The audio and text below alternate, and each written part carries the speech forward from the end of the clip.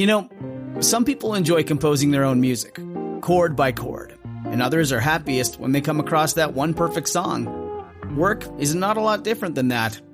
Whether you prefer building your own workflow or using a pre-made template, with Monday.com, you and the team can work in a way that's comfortable for everyone. Tap the banner to go to Monday.com and build your own amazing workflow, or find an awesome template.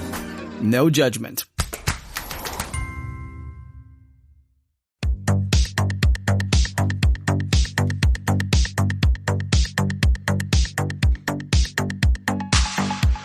Welcome to the RuPaul's Drag Race recap show for season 13, episode 16, titled Grand Finale. My name's Joe Betance, and I am joined, as always, by one exhausted co-host from the podcast. I'm saying.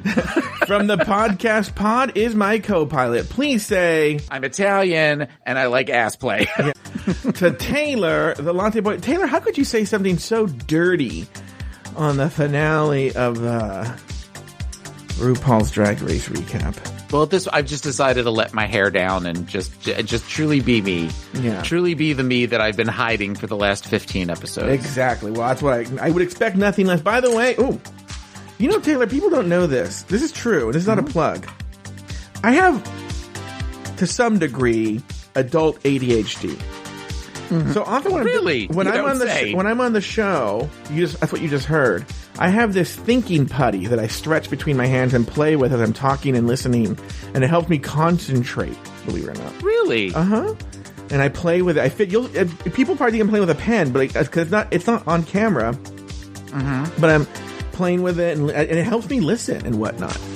And I'm glad that that's what you've been playing with for the last 16 episodes, because I've been worried and thought we were going to have an intervention. Well, yeah. I'm also doing that too, Taylor. What I'm thinking about your sexy voice. Actually, that putty is in fact your foreskin. Yeah, it really is. Which I'm impressed how big you stretched it up to where I can see it on the screen. And that it's purple and glittery. Once again, my second time referencing Mandy Patinkin and Yentl. You know, everyone. Hi, everyone. I did a Joe Betance today. I did a Joe Betance with a coworker where I told one of those like, whoa jokes. And I said, you all can see me at the Ha-Ha Hut on St. Pete Beach this weekend from 8 to, which made everybody laugh. So I need to give you credit on the show. I didn't at work because I need all the help I can get. Well, also they don't know who I am. They're like, who's Joe Betance? Oh, everybody knows who Joe Betance is. Oh, really? The maven of Afterthought Media, of course. You know, it's funny that you say that. A friend of mine, which I didn't even know she had a podcast. She wrote to me on Facebook. Now, Lori's very proud of the Bloody Network. Yeah, I know. I have a very good point. No, it's a friend of mine. She has a podcast, and I didn't know. But she wrote to me on Facebook, and she said on her podcast, she went on an epic rant about Elijah Schlesinger, the comedian. Oh. And that somebody wrote to her and said, one of my favorite podcasters hates her too. His name's Joe Betance. And she goes, I know him. And she goes, what a small world. And I go, I'm a famous podcaster. I don't know who you are. So, but Elijah Schlesinger, for the record, I'm not going to go into a rant here. He's a horrible human being. Okay. And she and I did agree on that. So you and Eliza agreed that Eliza's a horrible person? If only. She's a horrible, what a wretched human being this Elijah Schlesinger is. Wretched. Who is worse? Eliza Schlesinger? Sure. It doesn't matter. Yeah, actually, I love that you're doing that, actually, because one of the worst interactions I ever had with her was the first interaction I ever had with her.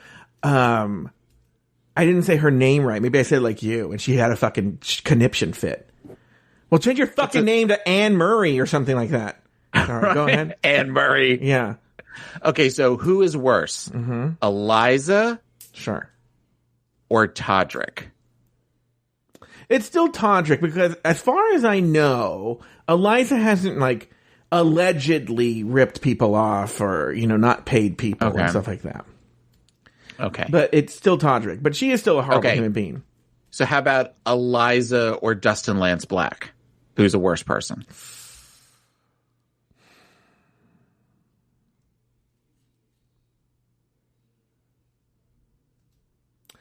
Oh man, he's really thinking about this one. Yeah.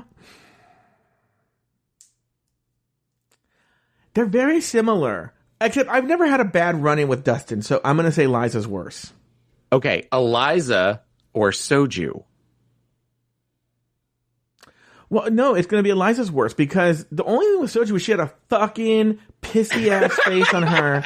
Everyone should know, I was at this drag con. This is when she was doing this shot with Soju. We were all the press was in this big, giant room, right? I hope people are using Nami's bingo card today. And in this big giant room, and everybody was actually rather friendly with each other. Oh, hi, how are you? This Soju, she sat in the corner of the room with the biggest sour, like so unapproachable, sour alone in the face, VIP, alone, literally alone in the VIP. Like she wasn't even. I mean, her show was kind of popular, but there were people who were like on network television there and stuff like that. She was acting like oh my god, and then you would think, oh, maybe that's just. I don't know. What a horrible human being, just nightmare and stuff like that. Anyway, the point is, Taylor, how are you? I'm fine. It's the last one. I know. Are you? Last... I know what you're going to say right now, but are you in any way sad?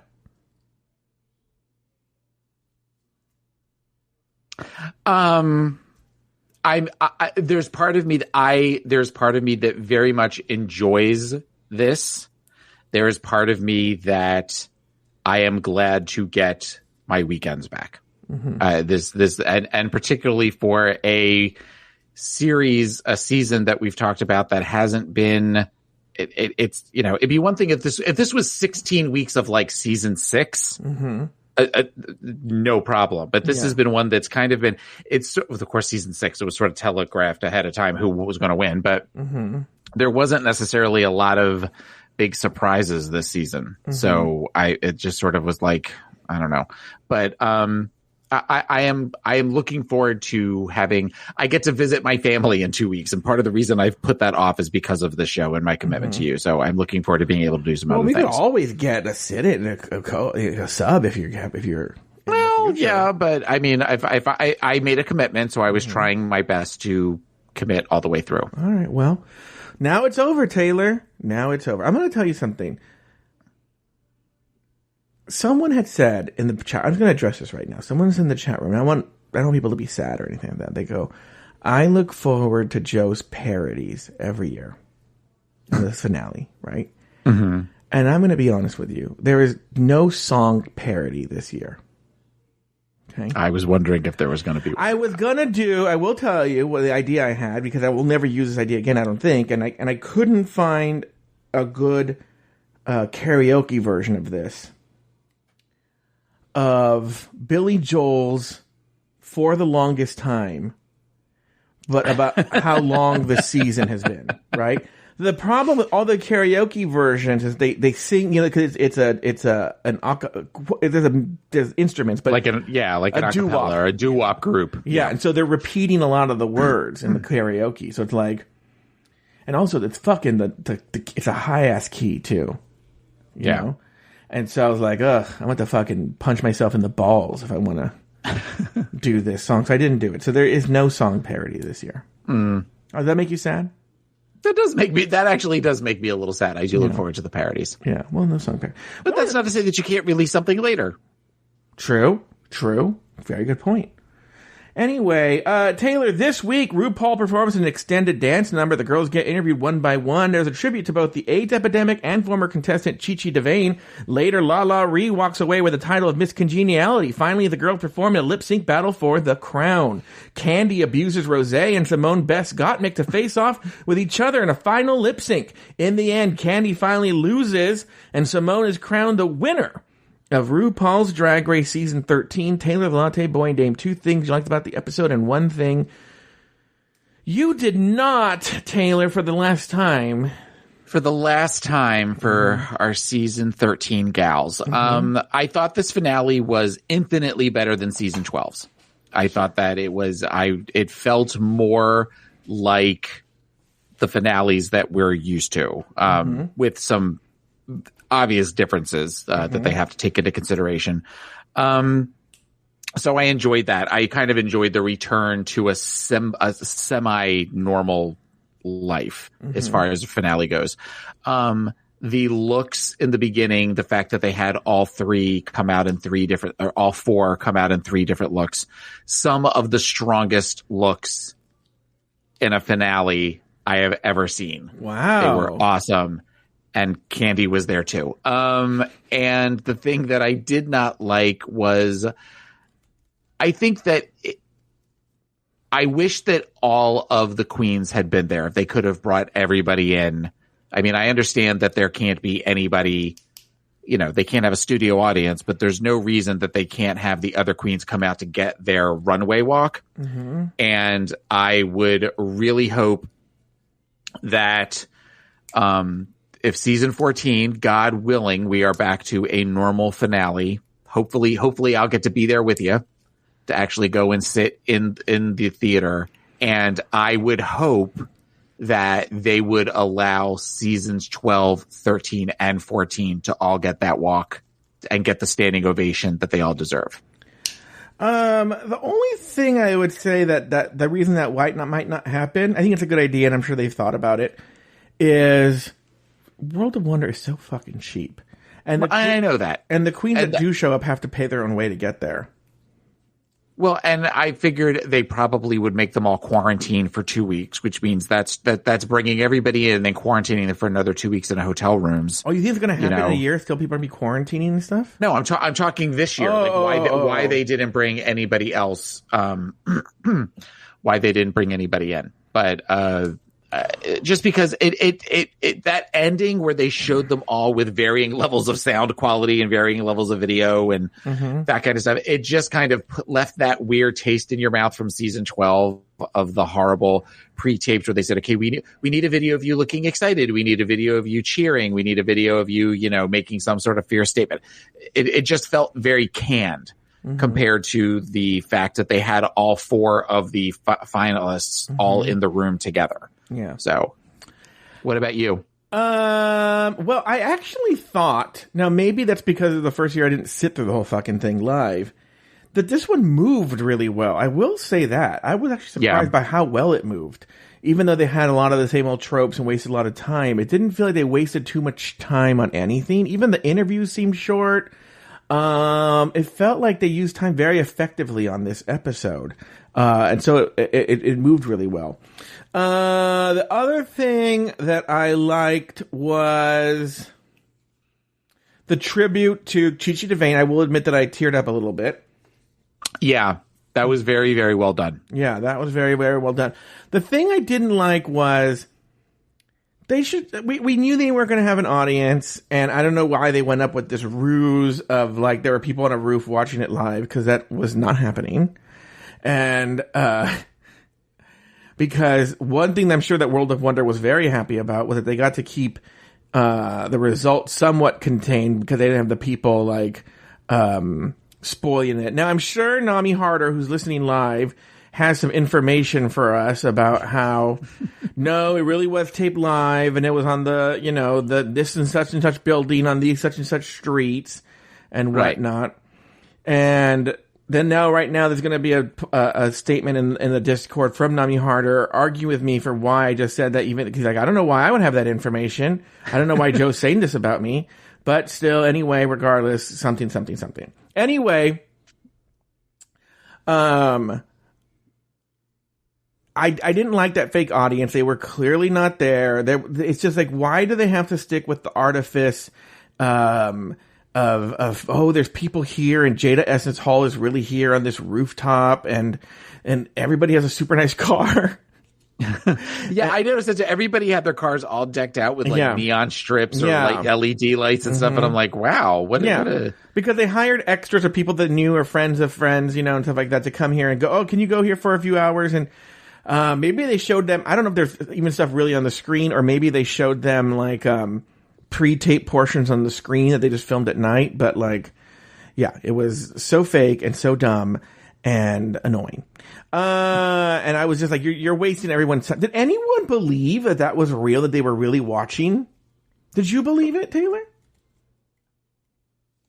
I kind of believed it. Yeah. No. I wondered. I didn't think it was the people's cars.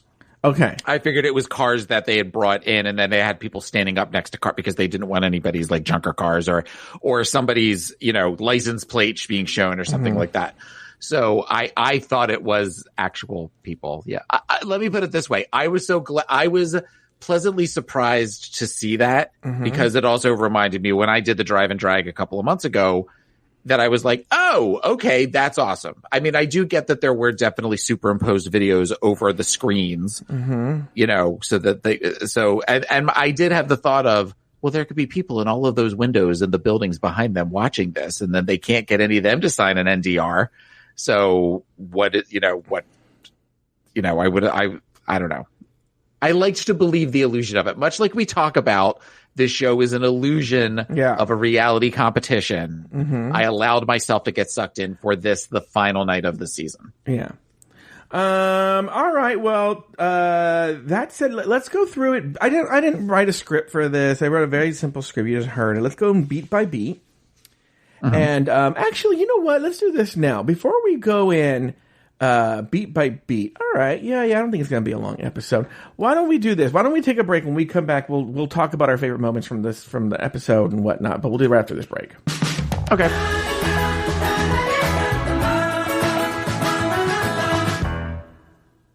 This is Amy Poehler. My new movie, Disney and Pixar's Inside Out 2, is coming to theaters June 14th, and it's making me feel joy and sadness and anger, definitely some disgust, and I think a little fear.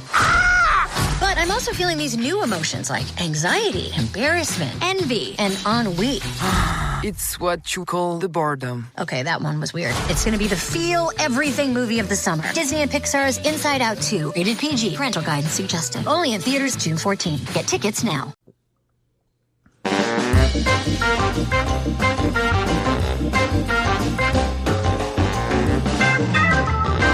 Yeah! Alrighty. Wow, what a... Oh, last one. Last one, yeah.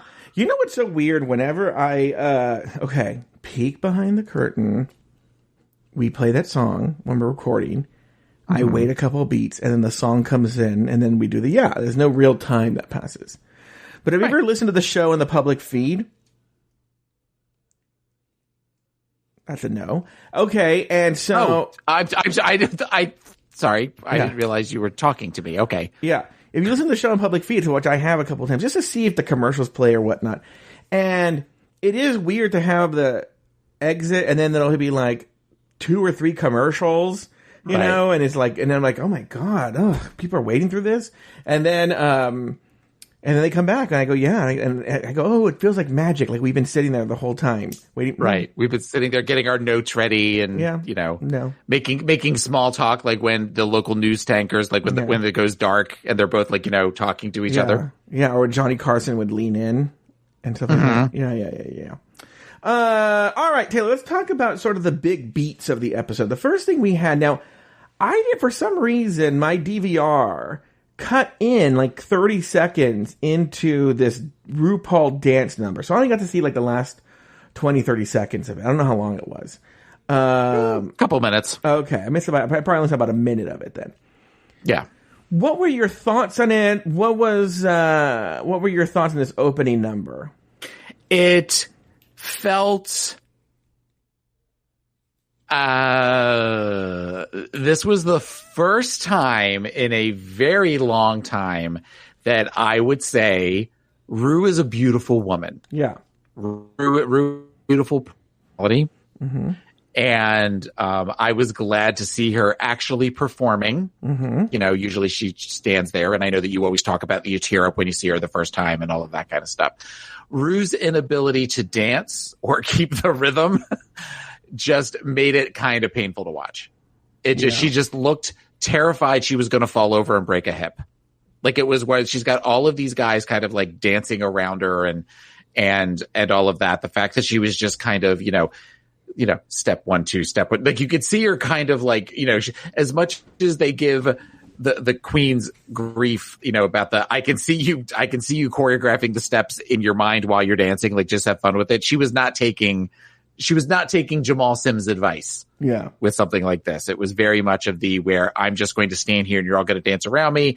And I see random because, you know, I'm old, so now I have tunnel vision, but I see random figures flying past me. So I'm trying not to flinch, but I'm also like trying to keep with the beat. And it wasn't really good. The song's okay, but I mean, it's not, you know, it's not one that I'll put on my playlist. They should have had this horrible Todrick giving her side eye and saying horrible things to her because she didn't do the, you know, obviously you don't want to be famous, RuPaul, and horrible things that just Todrick said. Well, clearly somebody doesn't want to win the crown. Yeah.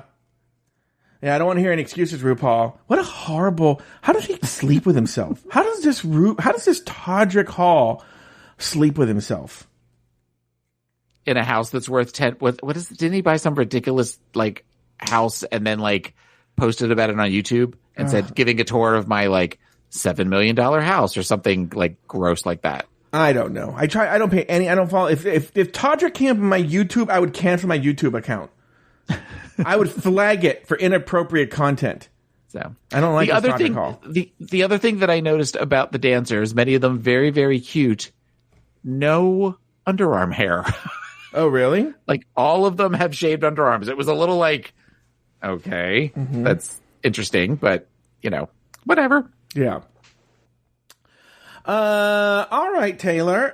Okay, then after, I didn't really get to see the dance number, so I didn't really get to see it. But then now we know. This is the big moment right here. Is we get to see. Now let's just do it right here. And I have nothing to say. I want to warn you right now. I have nothing to say. It's time for the looks. The girls showed off 3 looks, right? What were they? What were the looks? I don't even know. Oh, wait, no, I do. Okay. Black and white was the first one. Mm-hmm. Yes. Then it was red all over. Yes. And then grand finale, eleganza, extravaganza. Yes. Mm-hmm. Thank you, Luke Stamen.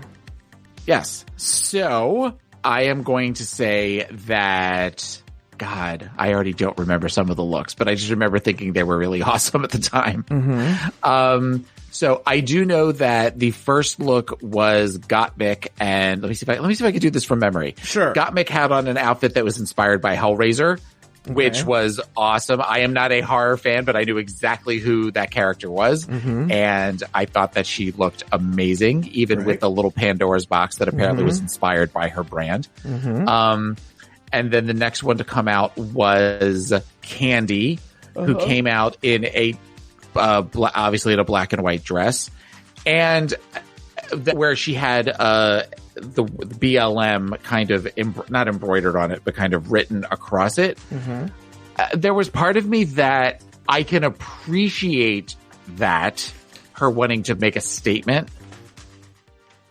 I guess the question that I have is the fact that she's making that statement when the statement I think was more eloquently made earlier in the season in a white dress was a little odd. And the fact that the M of the BLM was kind of outlining her crotch. Yeah. Like her panty line was just a little like, I want to like this more than I feel like I should kind of thing. So that was her look. And then Rosé came out in a latex inspired like My Fair Lady look that was very, very awesome, though she looked like she was having a hard time walking in it. Yeah. And then Simone came out in a black and white outfit that was almost like an antebellum, like she said, she used the phrase Queen of the South, and she had a huge hair, a huge wig on that was expansive, and it was lots of textures, lots of fabrics, and that was very, very pretty. Okay, so that's the first 4 looks. The next 4 looks were red, and the first look was Gottmik again, and she came out in an outfit inspired by Keith Haring and David Bowie. Yeah. And that look was very, very cool. However, again, she looked like she was having difficulty walking in it because of the wide stance of the look. But I thought it was with a red David Bowie type wig. So definitely very cool. Speaks to her gender bending. Yeah. Next. Excuse me. Okay? Yeah, I'm talking too much. Shut up. And next came, Candy came out next. And she came out in an outfit that kind of looked like a purse, which had lots of grommet rings in it. It was sort of a mini skirt, and that look was okay. That was an okay look, and definitely red met the criteria for the category. Rose came out in, I guess, like a tree inspired outfit or something that had like the weird veins or the roots all around it. And she kind of dragged one foot. And I think she was trying to be a tree. And I didn't really understand that, but okay, whatever. And then Simone came out in an outfit that was covered in red fingernails, red fake nails, acrylic nails, and had her hair where it was ponytail, where there were hands that were kind of holding the ponytails to make it look where it was like somebody working on her hair. And I thought this was an amazing look. It was very cool. It spoke to what drag is. Drag is supposed to be, at times there's supposed to be a sense of humor to it. And I thought that it was absolutely amazing. Yeah. So the last look was drag, finale drag excellence sort of thing. So then we have Gottmik in a leather, I don't know what you call it, like Elizabethan type outfit or whatever that had just absolutely amazing. With like an exoskeleton, a gold exoskeleton over it, and like crazy hair that had horns in it, and she had the white makeup and everything. Just it was a moment. It was very much a moment. Then Candy came out in her peacock outfit, which I think had more attention been paid to details. I think it could have been a beautiful look, but I did not like her makeup, and I thought that the outfit looked cheap compared to the other girls' looks. Next you have Rose in an outfit that, like, kind of speaking to her Mary Queen of Scots outfit, but it was all like a light green and creams, and it looked like there was a little bit of yellows in there and everything. And she looked beautiful. She looked absolutely stunning. Silver, there was silver in that as well. And then there was Simone, and Simone's last look. Oh my God, why can I not remember Simone's last look? Don't look at me. No, I am looking at you because I don't know. Okay. Oh God. Yeah. The gold arm. Okay. So it was like half angel and half warrior. Thank you, Pinball Wizard. And it was where it looked like it was like gold leather or gold lame. Not gold lame. It was definitely like a gold leather that kind of looked like an arm, like a gladiator armband with the glove. And then the other side was this very ethereal, like white guy. Very, very beautiful. I can't believe I couldn't remember that because it was very, very cool to me. Just amazing, amazing looks. All the girls, I would say Rose and Candy both had at least one miss, but Gottmik and Simone's looks were incredible. All right. And those are the looks. And those are, for the last time, well, I guess you'll mention them when they do their lip sync battles, but formally the looks. The formally, yes. Yeah. Anyway, next, I'm skipping like little things like talking to Jada. We're not going to talk about that. But then they did the interviews, right? They interviewed each girl. And they had like little video packages and stuff like that highlighted their run on the season. The first one they had up was Gottmik. Taylor, any thoughts on Gottmik's interview? I think it's clear Rue really seems to like Gottmik. I mean, she said that where she just, I think Rue let it slip a little bit that she figured, okay, it felt like, and this isn't speaking, ill of Gottmik's talent, but it seemed like, okay, fine. People are giving me grief about having a trans person. We'll have a trans person on to like shut everybody up kind of thing. And then she ended up really kind of liking Gottmik. And she it feels like she sort of let that slip. But Gottmik's got infectious energy and she's great. And I was glad for the interview. I didn't realize that she had worked with Paris Hilton before. That's how she... Oh, yeah. Didn't she mention that on the show? I don't remember that. That was 83 episodes ago. How would I remember that? I just liked it to the part where RuPaul says to Gottmik, so I hear that roasting runs in your family. And then Gottmik's, at least published response is, yeah, my mom calls me, and then that her dad's listening to her roast or her comedy routine in the other room? Yeah. How is that roasting? Yeah, that didn't make any sense to me. It didn't make any sense. I feel like there was something they cut out and we missed, because that answer made no sense. Apart from that, I had nothing to say about this interview. Also, because look, what you said right now, I'll be honest with you, was true across the board. RuPaul was just fucking yucking it up and laughing at anything anyone ever said anywhere. Like, I will say, look, with the exception of Candy Muse, all of the remaining three girls are all very likable people, but they're fine. They're fine. None of them is super funny. None of them is horrible. They're just safe. And that's actually, you see it in the lip syncs and whatnot. And I have a comment about that, but it was just, they're just safe. And that makes for a boring finale, a boring season. Even though it was paced well, it just, there's no risk. There's no danger in this season or in this finale. All right. The next one was Candy Muse. Your big thoughts on Candy Muse, the video package, the interview, Taylor. I can't think of anything. They were just, the only thing I would say is they were just kissing this Candy's ass like nobody's business. RuPaul laughing at every bitch that she said, like she's super funny, playing that hacky, corny cruise ship roast joke she made about RuPaul died. Like, it was, they were, I don't know why they want us to like Candy Muse, All-Stars 8 contestant Candy Muse so badly. That's why. You just answered the question. Because they realize that they have a big... Okay, so think about this. Who other than Candy, I mean, taking Candy off the table, who would be... You would never do that, but okay, go ahead. Who would be another big personality of this season? Tamisha, but I would say, even though it was a very different kind, Utica was an interesting personality, I'll say. Okay, not interesting. Okay, a big person. Tamisha, okay. Does Tamisha strike you as the type of person that would play well with World of Wonder? No.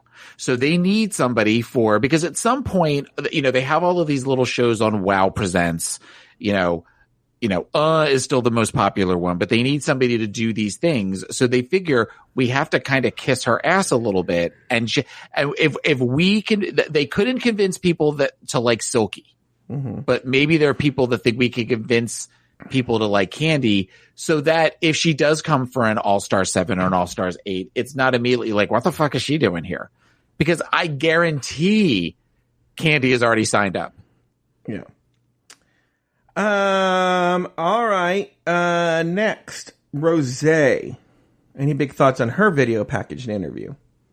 Rosé's seemed, that was the one that I think Rue was the most low key on. Mm-hmm. She almost seemed like, when are we going to stop and have a break kind of thing? Mm-hmm. Like she just seemed very uninterested to me. Well, I don't think, again, very safe, very pleasant person. This Rue was laughing at this family like they were the fucking, the aristocrats coming in and auditioning for her. She was so laughing so hard at that. Like they were saying the funniest things she ever heard in her life. They were look, a very lovable, charming, dorky family, right? There's nothing wrong with them at all. But she was guffawing as if it was, Carl Reiner and his and family were there, But Carl Reiner.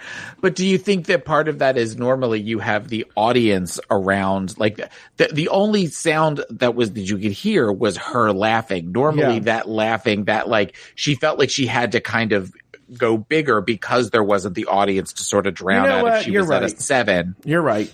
That's exactly probably. Plus, I mean, I will say this, for as much as you talk about like, the way she is when y'all are taping the show and we're taping the finale and stuff like that, she always seems to be very, no matter who the family member is she always seems very kind. At least that's the way it's presented on TV, where she seems to at least pretend really well that she's interested in what they have to say, even though she won't remember the name of their child a week from now.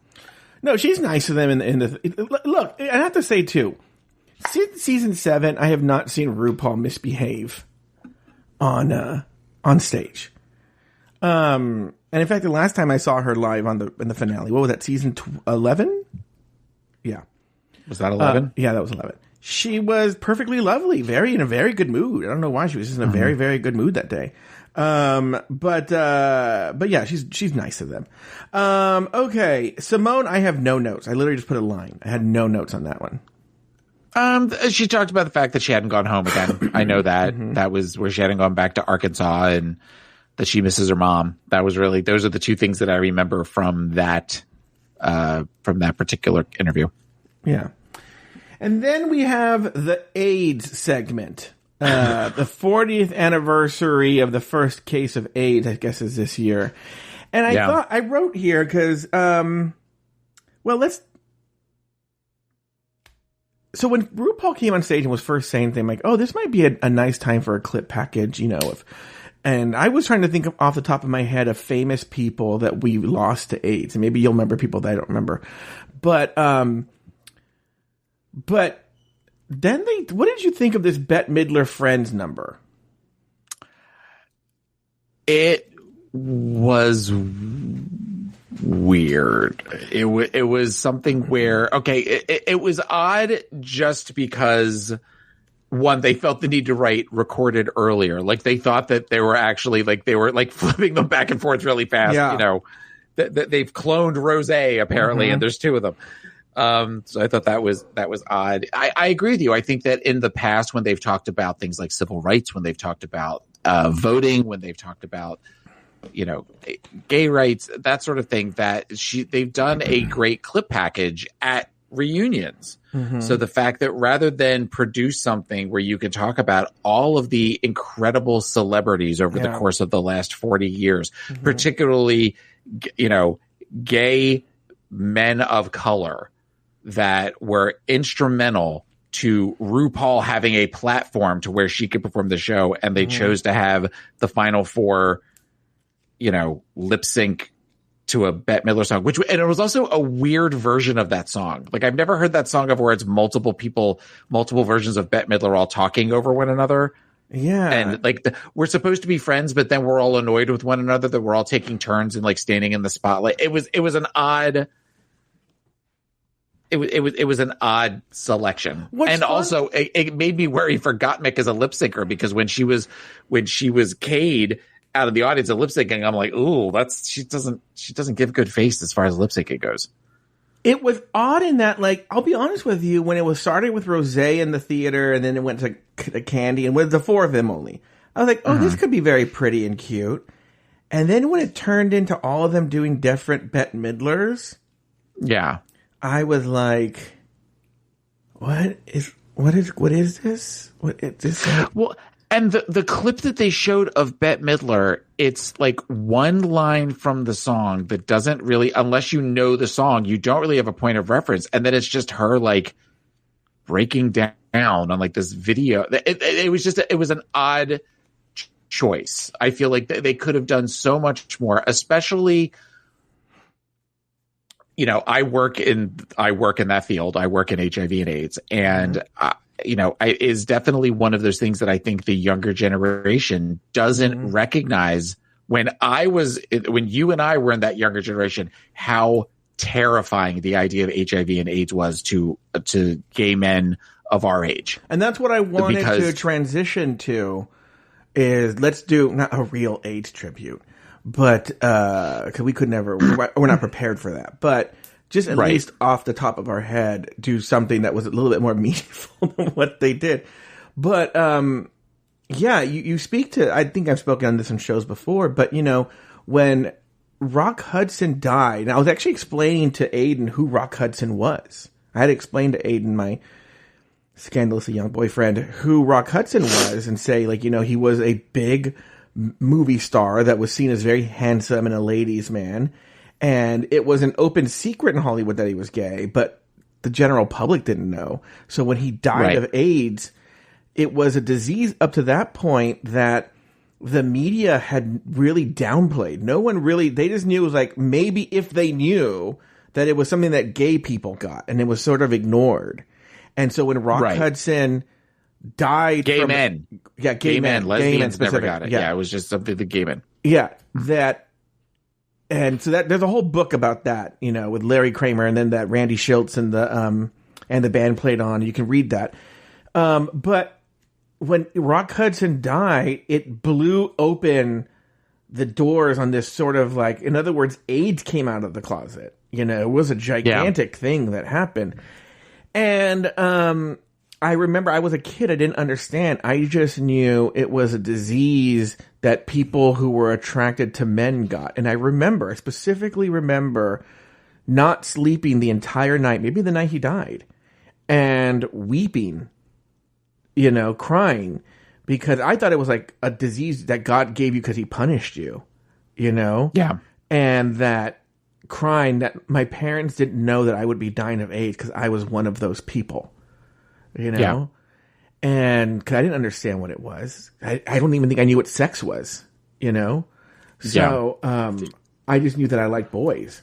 And well, because at that point the level of acceptance of LGBT people we were the only time that you saw people who were gay where it was either on a very special episode, or they were the victim of a crime, or they were on a talk show on like Donahue or Sally Jesse Raphael or one of those type shows, and they were usually messy drag queens, or they were portrayed as some sort of like sexual deviant. Yeah. And even when you had somebody like Phil Donahue who was trying to promote LGBT, right, then it was where they were kind of in the center of the lion's pit, and people would ask horrible questions of them and just really just say gross things to them. And it was, that we grew up watching that. You definitely had you and I were talking about, some of like Paul Lynde and Charles Nelson Riley and Rip Taylor and all those, that they were kind of the funny guys, but it was never talked about that while it was clear they were gay, it wasn't seen as, they weren't allowed to really kind of be who they were. Strangely, none of those men died of AIDS. Charles Nelson Riley just died of being old. Same thing with Rip Taylor. And then people think Paul Lynde died of AIDS, but he died of a heart attack. No, I didn't know that. Yeah, people think he died of AIDS, but he didn't. But we did lose some iconic people. Yeah, go ahead. Yeah, no, I was going to say, if for people who, younger people, there's a movie that came out, I want to say in the early 90s called Longtime Companion, that is really kind of speaks to what it was like, what it was like for the generation before us. We were little when this all happened. You and I mean, you were like 6 or 7 and I was 8 or 9. And the way I describe it to people when I talk about this movie is it's basically a gay horror movie, because it's a movie about a group of friends that are all spending time and having fun together. And one by one, they're disappearing and they're dying this horrible, horrible death at the time. And it's a very sad movie, but the end is very uplifting. And, but it explains a little bit more what it was like, particularly in the early 80s. In the 90s, when I was a case manager in the mid 90s, people only lived a couple of years. If you were lucky, if you got on the right medication. And it's, I think nowadays, now that it's seen as a much more manageable disease, on the one hand, thank God, but it's also a disease that can be avoided through safer sex practices. And if you are positive, making sure that your viral load is undetectable so that you're not transmitting it to other people. I mean, this is what I do all day is talk about this. Yeah. I remember off the top of my head, I remember we lost Waylon Flowers of Waylon Flowers and Madam. Obviously Rock Hudson. We lost Liberace. We lost, who else did we lose? I feel like one of the C's. We lost Sylvester, who was talked about. Oh, Sylvester, you're during right. the disco chat. They talked about Sylvester. Sylvester died of AIDS. Yeah. Freddie Mercury. Oh, Freddie Mercury. That's right. I feel like I'm also seeing in the chat room Keith Haring, who Gottmik did a tribute to tonight in her outfit. I mean, Larry Kramer is another one who is a playwright who we just lost him recently. Yeah. But no, we lost the guy who wrote the book exposing it. Randy Shilts died of AIDS. There's a whole generation of just a lost generation. And what's funny, and we've talked about this before, is RuPaul comes from that lost generation. And that's what's interesting about this conflict, without taking sides, about RuPaul and, whether she's sensitive to trans people or whether she's sensitive to women being drag queens or whatnot. I feel there is a sense from that generation of fuck you, don't tell me what to do. I fucking saw my friends die, and I fought in the street so that you could get these medications and whatnot, and you could live this life that you're living. Don't tell me don't tell me how to live. Don't tell me not to live and sit and putter. You know, the sky's candy and the sun is all butter. Sun's a ball of butter. Yeah. Anyway, and so I think RuPaul comes from that generation. RuPaul was one of those people who probably was, she wasn't marching. She saw them marching and she thought positive thoughts. But then, right. yeah. So there's our AIDS tribute. Next, we have the Chi Chi DeVayne tribute, which was very touching and very lovely. It was very weird because they were obviously told to do this at the end, but that Kim Chi never stopped speaking in the second person, which I thought was noticed that too. Chilling, kind of, actually. Yeah. Really hit home that she was gone. And was clearly crying through it. Mm-hmm. Clearly, she definitely was where her eyes were very wet through the whole thing. Yeah. So, I mean, Chi-Chi was Chi-Chi, I didn't realize that was this year. That just kind of speaks to the year that we've had where, I mean, and not even the full year. I mean, this has been since season 12 ended, which is less than a year ago. Mm-hmm. It feels like it was forever ago that we lost her. Mm-hmm. And seeing some of those performances that she did on the main stage and just what a powerhouse she was. And she was always somebody that, while I didn't necessarily always like her fashion choices, she always struck me as someone who seemed very kind and just seemed like a positive force of energy. So it was sad. All right. Very good. All right. Well, Taylor, then it was time for the lip sync battles for the live. Now, the first thing they do, this was a very strange moment. RuPaul said to read the rules is Senator Cory Booker, who's also, as we learned in an episode of that, like, We Already Done Had Your Tree, or whatever that show is, that family tree show. Yeah. Who do you think you are? Isn't that the name of it? Who the fuck do you be thinking you are, right? RuPaul found out that Cory Booker is her cousin. Right. Did you see the one where Larry David found out that he's cousins with Bernie Sanders? No. Oh, no, yeah. that makes sense. Yeah. They look alike. They're related too. But. Anyway. But then he goes, I'm not going to do the rules. I'm just going to say this thing. Which is fine. I guess they had to say because then he said he didn't do the rules. And you're like, what a waste of everybody's time. But it was fine. Cory Booker, yay, he did that. Blah, blah, blah. Did you have any big thoughts on Cory Booker saying that stuff? My husband said he could get it. Could get what? Which I kind of turned around and was like, oh, well, okay. Good to know. Yeah, I don't know. I see where he's talking. I feel like he looks good from certain angles and in certain ones you're like, ooh. Yeah. Yeah. Yeah. Okay, and then we had the lip sync for the crown. The first one up was Candy versus Rosé. Now the theme was all Britney Spears songs. All Britney Spears songs. The first one was Candy versus Rosé to the song Work Bitch. Did you have any big thoughts on this lip sync? As soon as I saw the song, I said, Candy's got it. Without the music even starting, I said, Candy's got it. Well, first of all, the fact that they brought up that Rosé had a hurt ankle during her interview was worrisome. And then because that song Work Bitch, I like that song. That's a fun song. It's also a very chaotic song. Yeah. It's also just, it's a messy song. And I mean that in the best possible way. And Candy, as we have talked about, is a messy lip syncer. Yeah. So it made sense that she was going to be able to get more in sync with the song than Rosé was. So when you also consider that she had that injury on her ankle and really couldn't do a lot of the stuff that she would normally probably do. Yeah. It was clear almost from the beginning that Candy was going to win. But let me ask you this question. Did Candy, in your mind, win the lip sync? Yes. If you were you did. I kind of. No, I wasn't rooting for her. No. We all know you're the biggest Candy Muse fan. Okay. Yeah. I'm creating my own Patreon where we talk about Candy Muse. Yeah. All the time. I know. And just praise her. I know. You're the head of the Fandies. And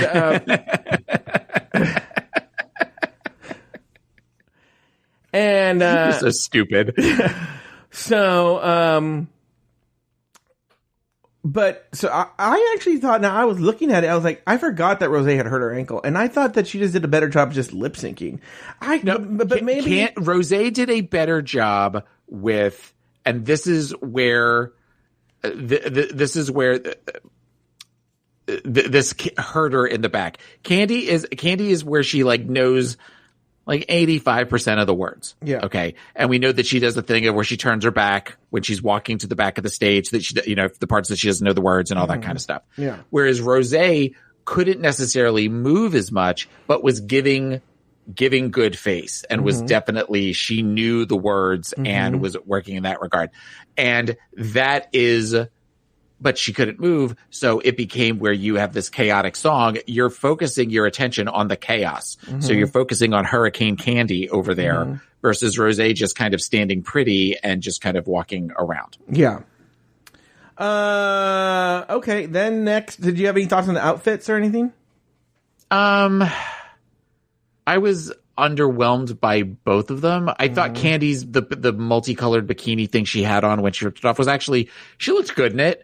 I wasn't a fan of the wig, and I did not like Rosé's outfit at all. Yeah. I'm not a fan of when they do the weird ponytails. It kind of the ponytails of the wig, so they kind of stick out and then to the side. It reminds me of Detox and the Read You Wrote You, and the fact that in that video they're off kilter. So then that becomes that's what I focus on when she's rapping versus listening to Detox rap. So it kind of took me there, and that might have been. So let me get this too. straight, because 5 years ago, Detox had her ponytails off kilter. You couldn't pay attention to Rosé.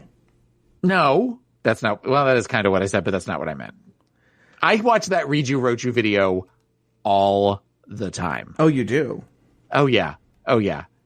It's one of those that anytime you watch any sort of like lip sync or something on YouTube, it almost immediately, if you just let it go to automatically go to the next video, it's almost automatically the next video that plays. So I just kind of have it on because I love that song. All right. Next we have Gottmik versus Simone. They lip sync to Gimme More. Now it was so funny. And I don't think this is a revolutionary thing that's going to say here. I'm just pointing out the obvious. But I was like, oh, this is really the lip sync for the crown. Like, yeah, whoever wins this is the winner of the whole season. Right. And yeah. Go ahead. I said I wasn't sure who was going to win. I thought it could have gone either way. And I even said at one point, I said, they're going to do another season 10 where it's going to be 3 of them lip syncing for the crown. It's going to be Candy versus, because I think everybody knew at this point, whoever won this one is the one who wins the crown. So to keep the suspense, and I think even the producers knew that. So if it's something where they said, well, if we have the 3 of them lip sync, then at least you don't know if it's Gottmik or Simone. You know. I wrote on here, because I thought Gottmik was going to win. Let me tell you this. There was a piece of rumor going around, but since it never appeared in the spoiler thread, I was always very dubious of it. What's funny is this rumor got the pairing ups correctly, I believe, but it got some things wrong. It said that it was Candy versus Rosé and then Simone versus Gottmik. Okay? But it said that on this rumor, I never talked about it in the rumor mill because it wasn't on the spoiled Drag Race. I'm like, this, I don't know, doesn't seem true. That Rosé beat it. Rosé beat Candy, and she went forward. And then with Simone and Gottmik, that Simone had a Asia butterfly moment, and that Gottmik went forward, and then Gottmik won the whole crown. Okay. So I was still thinking, well, maybe that's true. And so so in my notes, I wrote, Simone won that lip sync ? So I was like, to me, Gottmik did a great job, but in my head, at least the way it was edited, it looked a lot like they were saying Simone won this, you know? And I mean, I think that they telegraphed Candy just because they focused more energy on her. You only really saw Rosé a lot of the times in like the wide shots. Mm-hmm. Whereas I felt like they did a good job of giving even camera time to both Gottmik and Simone. I was suspicious at first when Simone and Gottmik come out. I'm like, I wrote, okay, here come the stunt shows, and was pleasantly surprised that the stunt shows weren't as stunty as I thought they were going to be. But I'm going to circle back to this thought. And then we have the finale of Simone v. Candy for the finale, and that song was Work Bitch, right? No. It was Till the World Ends. I thought Rue said Tell the World Is when she said it. And I was like, I've never heard that song before. Yeah. And then I was like, oh, because I don't know if she was talking with marbles in her mouth or what, but she sort of like kind of slurred her word a little bit when she said it. It wasn't good. Before we stop there, Bo, before we get to the actual finale, that we had a moment where they awarded the Miss Congeniality, and we got to see all the looks of the eliminated queens. Did you have any thoughts on those eliminated queen looks? I only have one thought on one person.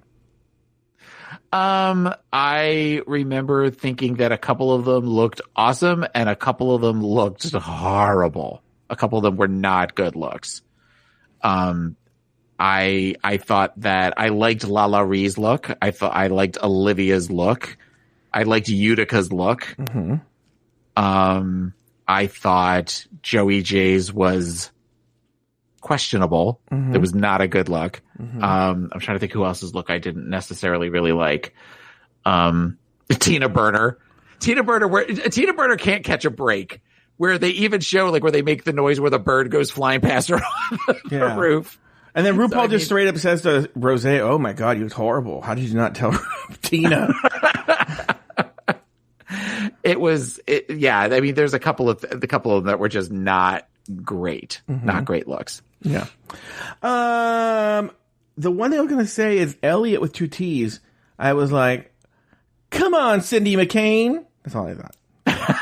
Yes, very Cindy McCain. But I also thought that that's another example of you've got somebody where clearly we have like a cinematographer or we know somebody knows how to edit video. Yeah. Doing that one compared to poor Lala Ree where it's from like the waist up where she's just got like a white poster board behind her and she's like standing there. It's like so sad. The fact that they couldn't do something for all the it bothers me. It does bother me for these girls. These girls donated, these not donated, but these girls, gave up 4 months of their life over the course of this show or however long it took to tape the show. I know that they're not actually gone 4 months.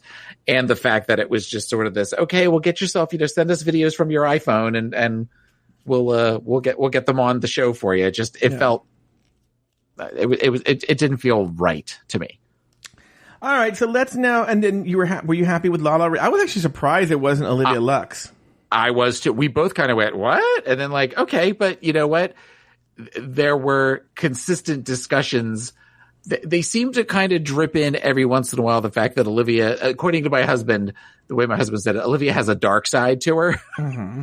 Whereas I think Lala seemed very just happy to be there and, seemed very gracious, especially when they all made fun of her, paper bag dress. And well, also, I think there's an element to where people go like, Olivia Lux was gunning for Miss Congeniality. No, that's true too. Yeah. That is true too. We're not going to give it to her. We're going to give it to Lala. Yeah. Okay, so let's get to the big moment. It was, like you said, Till the World Ends. It was Candy Muse versus Simone.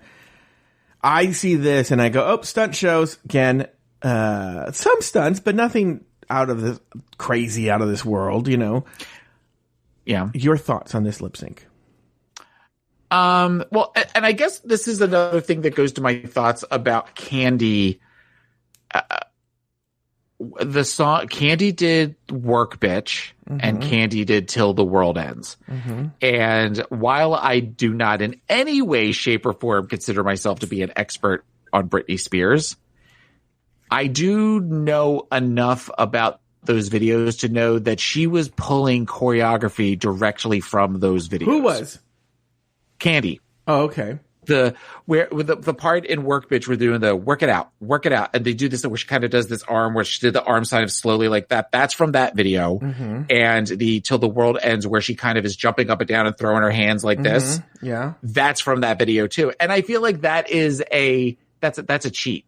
That's a shortcut to do that. I had a problem when Aquaria did that to If in her finale, where she pulled choreography from that. I think that you're going to do something, you should do it on your own. And as far as a reveal, so she pulled the Dominican Republican flag out of Dominican Republic flag out. I don't know where exactly she pulled it out from, but that didn't seem very much like a reveal to me. I don't know.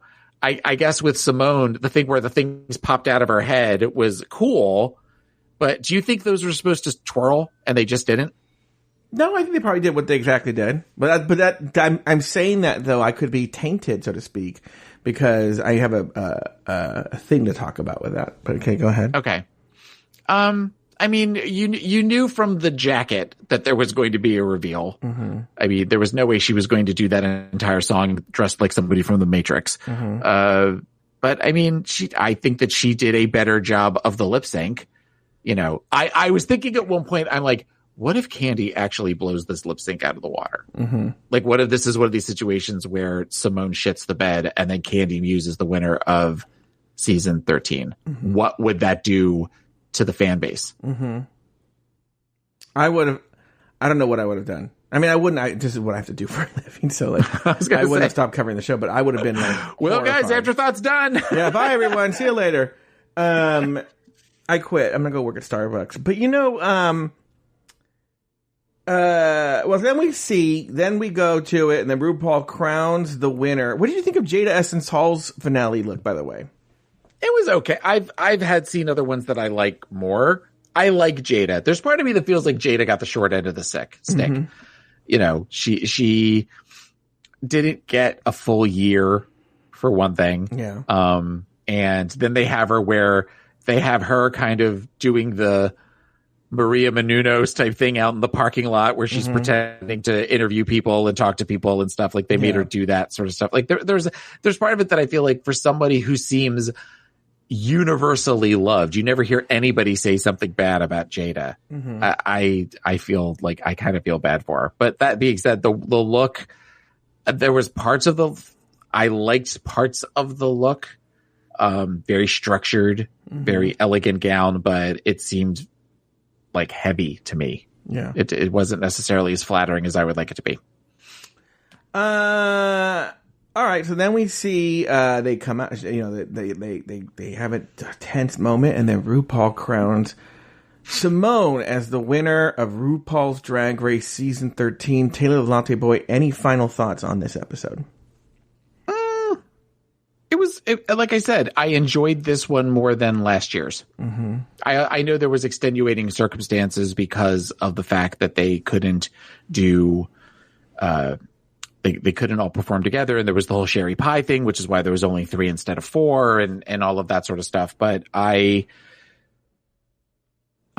glad. I feel like the right winner won, sort of thing. One other thing that I noticed this week and last week that is a small thing that only people of my generation would probably know.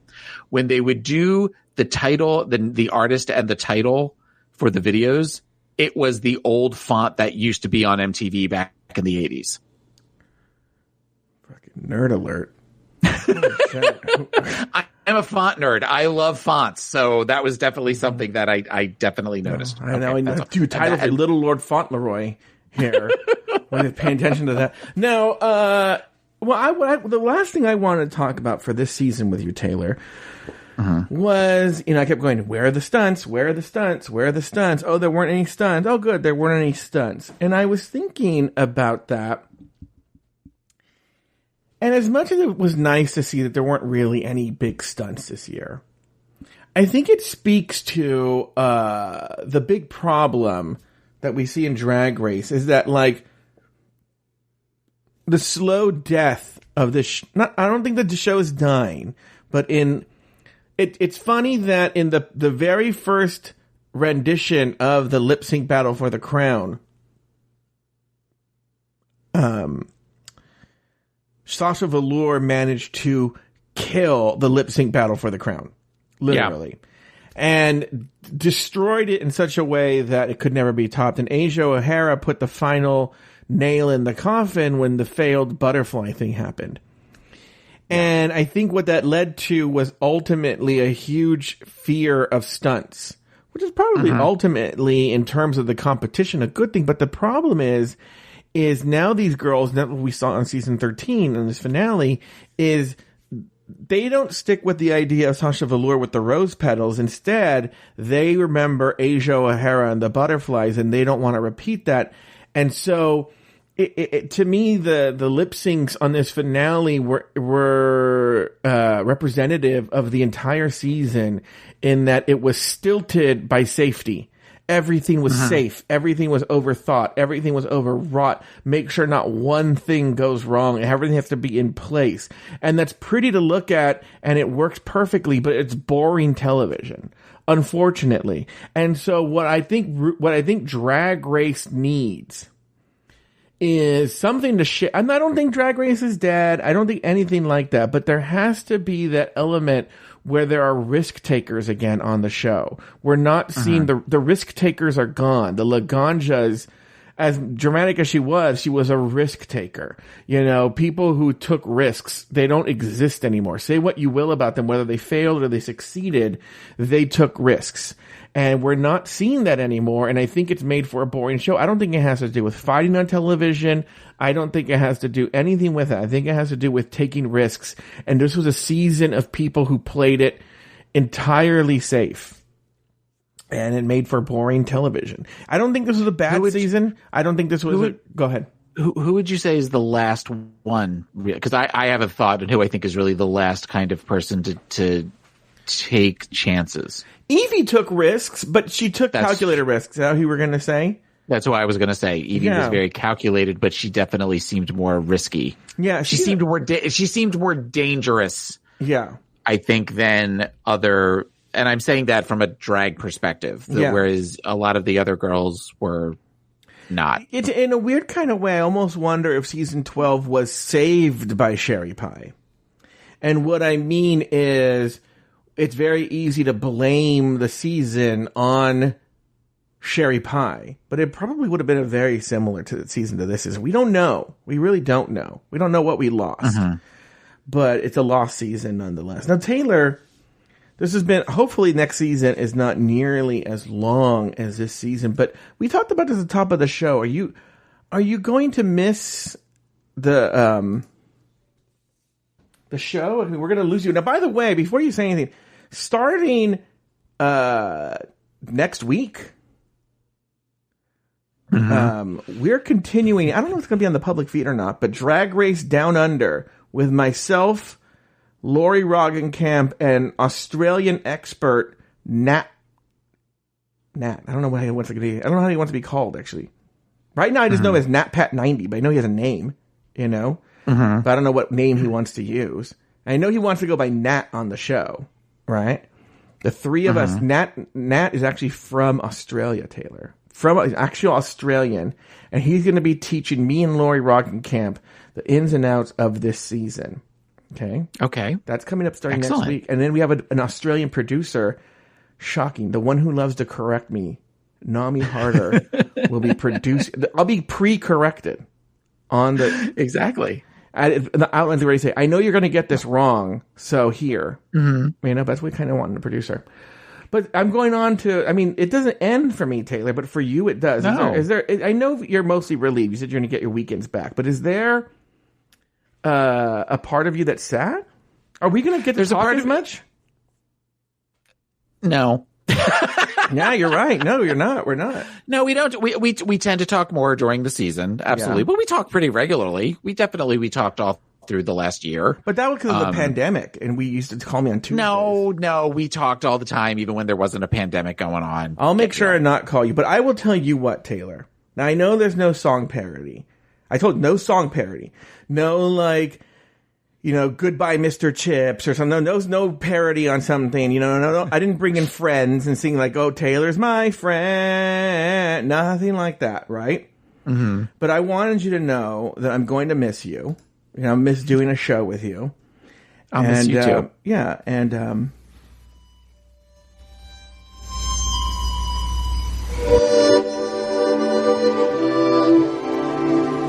this looks familiar, vaguely familiar, almost unreal yet.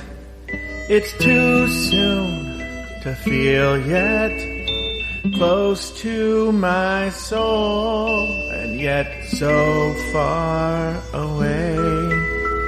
I'm going to go back there someday. Sun rises, night falls, sometimes the sky calls. Is that a song there? And do I belong there? I've never been there, but I know the way. I'm going to go back there someday. Come and go with me. It's more fun to share. We'll both be completely at home in midair. We're flying, not walking, on featherless wings. We can hold on to love like invisible strings. There's not a word yet for old friends who've just met. Part heaven, part space, or have I found my place? You can just visit, but I plan to stay. I'm going to go back there someday. I'm going to go back there someday. Well, that's going to do it for this season of RuPaul's Drag Race Recap. Special thank you to Taylor the Latte Boy for sitting in the second chair this season, and Luke Stamen for his work in producing each episode. So, for the final time this season, the final time in 2021, for Taylor the Latte Boy and myself, sashay away until next week.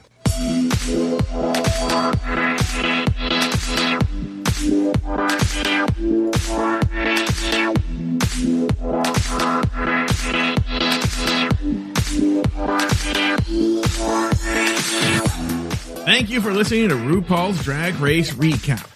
Have something to say? Email us at dragracerecap@afterthought.media. For more Drag Race and LGBTQ content, support us over at Patreon at patreon.com/afterthoughtmedia. You can follow Taylor the Latte Boy on Instagram and Twitter at PIMCTaylor.